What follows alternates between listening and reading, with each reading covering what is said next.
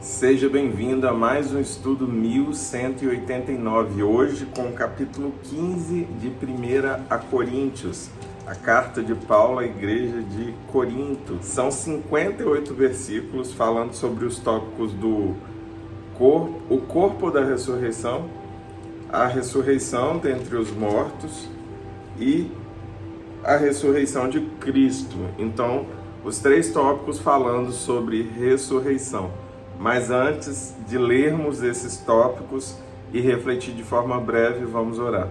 Pai, diante de nossos compromissos, responsabilidades, diante das urgências da nossa vida, nós dedicamos esse tempo diante do Senhor para que o Senhor possa moldar o nosso coração, a nossa mente e depositar sementes de vida através da Tua Palavra. Queremos ser cheios daquilo que a Tua Palavra nos orienta para nos tornarmos servos cada vez mais obedientes ao Senhor. Realiza o Teu querer em mais essa oportunidade em nome de Jesus. Amém. E aí, como é que tem sido o seu dia? Como é que tem sido para você dedicar esse tempo em reflexão à Palavra? Você já tem conseguido fazer seu devocional de forma individual? Comenta aqui tudo que você tem vivido como experiência. E se você caiu aqui por algum motivo e ainda não acompanha o estudo 1189, estamos dedicados a ler e refletir de forma breve sobre os 1189 capítulos da Bíblia Sagrada. São 66 livros, já lemos 6, estamos no 7º livro e avançando. Vamos lá. Irmãos, quero lembrar-lhes o evangelho que lhes preguei, o qual vocês receberam e no qual estão firmes. Por meio deste evangelho, vocês são salvos, desde que se apeguem firmemente à palavra que lhes preguei. Caso contrário, vocês têm crido em vão, pois o que primeiramente lhes transmiti foi o que recebi, que Cristo morreu pelos nossos pecados, segundo as Escrituras, foi sepultado e ressuscitou no 3º dia, segundo as Escrituras, e apareceu a Pedro e depois aos 12. Depois disso, apareceu a mais de 500 irmãos de uma só vez, a maioria dos quais ainda vive, embora alguns já tenham adormecido. Depois apareceu a Tiago e então a todos os apóstolos. Depois destes apareceu também a mim, como a um que nasceu fora de tempo, pois sou o menor dos apóstolos e nem sequer mereço ser chamado apóstolo, porque persegui a igreja de Deus. Mas, pela graça de Deus, sou o que sou, e sua graça para comigo não foi inútil. Antes, trabalhei mais do que todos eles, contudo, não eu, mas a graça de Deus comigo. Portanto, quer tenha sido eu, quer tenham sido eles, é isto que pregamos, e é isto que vocês creram. Aqui Paulo faz uma reflexão sobre os acontecimentos após Jesus ter sumido lá da tumba onde ele foi colocado, na rocha, e ele aparece para alguns discípulos, e ele vem aparecendo, e Paulo registra aqui quando Jesus apareceu para ele, quando aquela luz falou com ele e ele ficou cego, escamas cobriram seus olhos. E Paulo ele deixa registrado que ele não é digno, ou melhor, não mereço ser chamado apóstolo, porque persegui a igreja de Deus. Então ele tem consciência dos atos errados que ele cometeu ao perseguir a igreja de Cristo, e como Jesus mesmo disse para ele: Paulo, por que você me persegue? E ele pergunta: quem é, Senhor? E ele falou: eu sou Jesus. Então a perseguição de Paulo contra a igreja era a perseguição de Paulo contra Jesus, mas ele foi achado. E aqui Paulo deixa registrado esses detalhes das aparições de Jesus e fala também sobre a pregação e o trabalho que eles realizaram para que o evangelho alcançasse esse grupo de pessoas. Continuando. Ora, Se está sendo pregado que Cristo ressuscitou dentre os mortos, como alguns de vocês estão dizendo que não existe ressurreição dos mortos. Se não há ressurreição dos mortos, nem Cristo ressuscitou. E se Cristo não ressuscitou, é inútil a nossa pregação, como também é inútil a fé que vocês têm. Mais que isso, seremos considerados falsas testemunhas de Deus, pois contra ele testemunhamos que ressuscitou a Cristo dentre os mortos. Mas se de fato os mortos não ressuscitam, ele também não ressuscitou a Cristo. Pois se os mortos não ressuscitam, nem mesmo Cristo ressuscitou. E se Cristo não ressuscitou, inútil é a fé que vocês têm e ainda estão em seus pecados. Neste caso, também os que dormiram em Cristo estão perdidos. Se é somente para esta vida que temos esperança em Cristo, somos de todos os homens os mais dignos de compaixão. Mas de fato, Cristo ressuscitou dentre os mortos, sendo ele as primícias dentre aqueles que dormiram. Visto que a morte veio por meio de um só homem, também a ressurreição dos mortos veio por meio de um só homem. Pois da mesma forma como em Adão todos morrem, em Cristo todos serão vivificados, mas cada um por sua vez. Cristo o primeiro, depois, quando ele vier, os que lhe pertencem. Então virá o fim, quando ele entregar o reino a Deus, o Pai, depois de ter destruído todo domínio, autoridade e poder, pois é necessário que ele reine até que todos os seus inimigos sejam postos debaixo de seus pés. O último inimigo a ser destruído é a morte, porque ele tudo sujeitou debaixo de seus pés. Ora, quando se diz que tudo lhe sujeitou, fica claro que isso não inclui o próprio Deus, que tudo submeteu a Cristo. Quando, porém, tudo lhe estiver sujeito, então o próprio Filho se sujeitará àquele que todas as coisas lhe sujeitou, a fim de que Deus seja tudo em todos. Se não há ressurreição, que farão aqueles que se batizam pelos mortos? Se absolutamente os mortos não ressuscitam, por que se batizam por eles? Também nós, porque estamos nos expondo a perigos o tempo todo, todos os dias enfrento a morte, irmãos. Isso digo pelo orgulho que tenho de vocês em Cristo Jesus, nosso Senhor. Se foi por meras razões humanas que lutei com feras em Éfeso, que ganhei com isso. Se os mortos não ressuscitam, não se deixem enganar. As más companhias corrompem os bons costumes. Como justos, recuperem o bom senso e parem de pecar, pois alguns há que não têm conhecimento de Deus. Digo isso para a vergonha de vocês. Então, aqui, Paulo ensina todos eles sobre a ressurreição e deixa claro que tudo perde o sentido se não houver a fé e a crença na ressurreição. Então, que você fique atento sobre esse tópico para que você não tenha dúvida sobre a sua vida eterna. Então, não faz sentido nenhum você acreditar em Jesus, sendo que você não acredita na ressurreição, que você acha que encerra tudo por aqui. Acabou a vida aqui na Terra, acabou tudo. Então, Paulo ele fala sobre isso e sobre essa crise de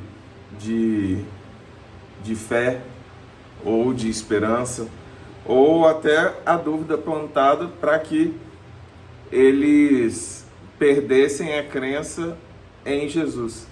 Porque se você invalida a ressurreição, você não consegue acreditar que Jesus morreu por você e destruiu, tomou das mãos da morte a chave do inferno, como a palavra do Senhor diz, que ele tomou as chaves para si.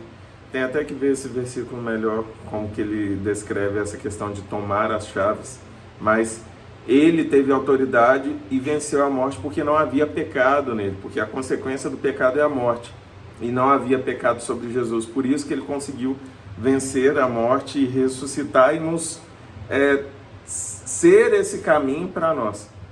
Esse que é o objetivo. Tudo que ele fez é para que ele se tornasse o caminho, para que todos nós trilhássemos em cima dessa verdade. Ele é o caminho, a verdade e a vida. E não tem como ir a Deus se não for por Jesus. Vamos lá, último tópico. Mas alguém pode perguntar, como ressuscitam os mortos? Com que espécie de corpo virão? Insensato. O que você semeia não nasce a não ser que morra. Quando você semeia, não semeia o corpo que virá a ser, mas apenas uma simples semente como de trigo ou de alguma outra coisa. Mas Deus lhe dá um corpo, como determinou, e a cada espécie de semente dá seu corpo apropriado. Nem toda carne é a mesma.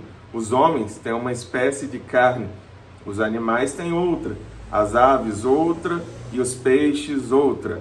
Há corpos celestes e há também corpos terrestres, mas o esplendor dos corpos celestes é um, e o dos corpos terrestres é outro.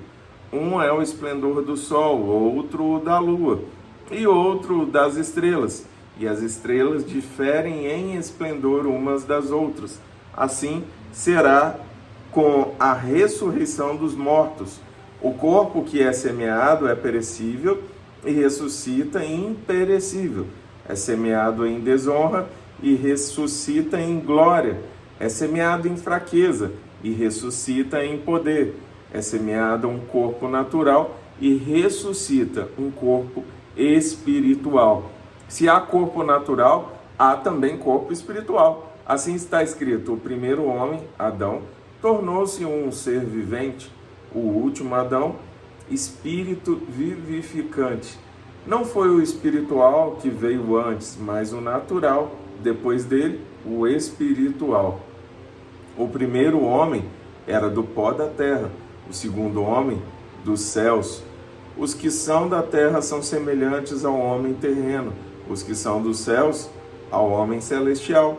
Assim como tivemos a imagem do homem terreno, teremos também a imagem do homem celestial. Irmãos, eu lhes declaro que carne e sangue não podem herdar o reino de Deus, nem o que é perecível pode herdar o imperecível. Eis que eu lhes digo um mistério: nem todos dormiremos, mas todos seremos transformados. Num momento, num abrir e fechar de olhos, ao som da última trombeta. Pois a trombeta soará, os mortos ressuscitarão incorruptíveis, e nós seremos transformados. Pois é necessário que aquilo que é corruptível se revista de incorruptibilidade, e aquilo que é mortal se revista de imortalidade. Quando, porém, o que é corruptível se revestir de incorruptibilidade e o que é mortal de imortalidade, então se cumprirá a palavra que está escrito: a morte foi destruída pela vitória. Onde está, ó morte, a sua vitória? Onde está, ó morte, o seu aguilhão? O aguilhão da morte é o pecado, e a força do pecado é a lei. Mas graças a Deus que nos dá a vitória por meio de nosso Senhor Jesus Cristo. Portanto, meus amados irmãos, mantenham-se firmes e que nada os abale. Sejam sempre dedicados à obra do Senhor, pois vocês sabem que no Senhor o trabalho de vocês não será inútil. E aqui nesse último tópico também sobre ressurreição, havia uma discussão sobre o corpo, o como ele seria. E como nós sabemos, Jesus não era reconhecido por eles todas as vezes que chegava à presença deles. Eles conheciam as atitudes, os atos de partir o pão, eles conheciam a forma dele se comportar, mas eles não reconheciam aquele que estava de frente a eles. Então, o nosso corpo será glorificado e será incorruptível e seremos revestidos de algo. Então, assim como foram dados vários exemplos aqui por Paulo, e eu quero usar só o exemplo da semente, uma semente, ela não tem nada a ver com o que ela gera, é muito diferente.